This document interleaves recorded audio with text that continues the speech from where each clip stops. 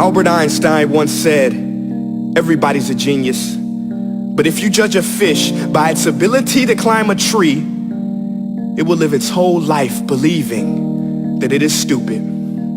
Ladies and gentlemen of the jury, today on trial we have modern day schooling. Glad you could come. Not only does he make fish climb trees, but also makes them climb down and do a 10-mile run. Tell me, school, are you proud of the things you've done? Turning millions of people into robots, do you find that fun? Do you realize how many kids relate to that fish swimming upstream in class, never finding their gifts, thinking they are stupid, believing they are useless? Well, the time has come, no more excuses. I call school to the stand and accuse him of killing creativity, individuality, and being intellectually abusive. He's an ancient institution that has outlived his usage. So, Your Honor, this concludes my opening statement, and if I may present the evidence of my case, I will prove it. Proceed. Exhibit A. Here's a modern day phone. Recognize it? Here's a phone from 150 years ago. Big difference, right? Stay with me. Here's a car from today, and here's a car from 150 years ago. Big difference, right? Well, get this. Here's a classroom of today, and here's a class we used 150 years ago. Now, ain't that a shame? In literally more than a century, nothing has changed. Yet you claim to prepare students for the future? But with evidence like that, I must ask, do you prepare students for the future or the past? I did a background check on you and let the record show that you were made to train people to work in factories, which explains why you put students in straight rows, nice and neat, tell them sit still, raise your hand if you want to speak, give them a short break to eat, and for 8 hours a day tell them what to think. Oh, and make them compete to get an A letter which determines product quality, hence grade A of meat. I get it. Back then, times were different. We all have a past. I myself am no Gandhi. But today, we don't need to make robots zombies. The world has progressed. And now we need people who think creatively, innovatively, critically, independently, with the ability to connect. See, every scientist will tell you that no two brains are the same. And every parent with 2 or more children will confirm that claim.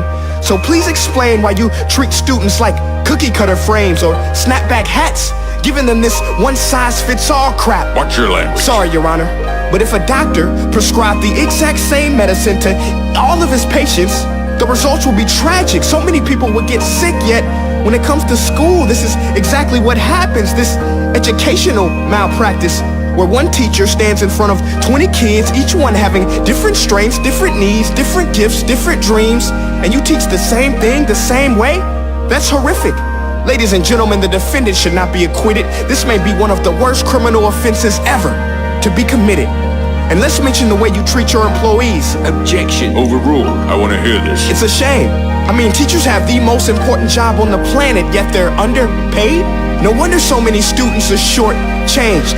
Let's be honest, teachers should earn just as much as doctors, because a doctor can do heart surgery and save the life of a kid, but a great teacher can reach the heart of that kid and allow him to truly live. See, teachers are heroes that often get blamed, but they're not the problem.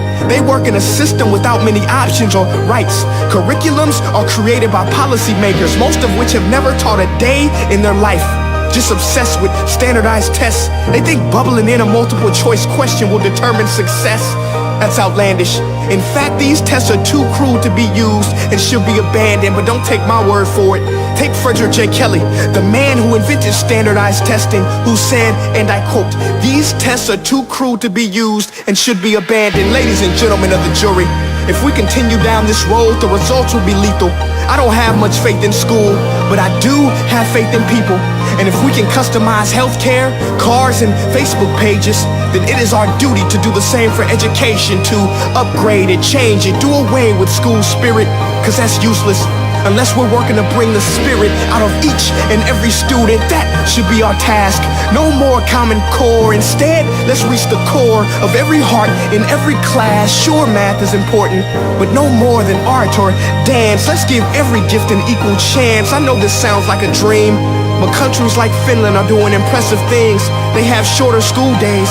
Teachers make a decent wage. Homework is non-existent, and they focus on collaboration instead of competition. But here's the kicker, boys and girls.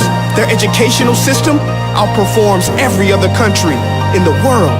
Other places like Singapore are succeeding rapidly. Schools like Montessori, programs like Khan Academy, there is no single solution. But let's get moving, because while students may be 20% of our population, they are 100% of our future. So let's attend to their dreams, and there's no telling what we can achieve. This is a world in which I believe, a world where fish are no longer forced to climb trees. I'll rest my case.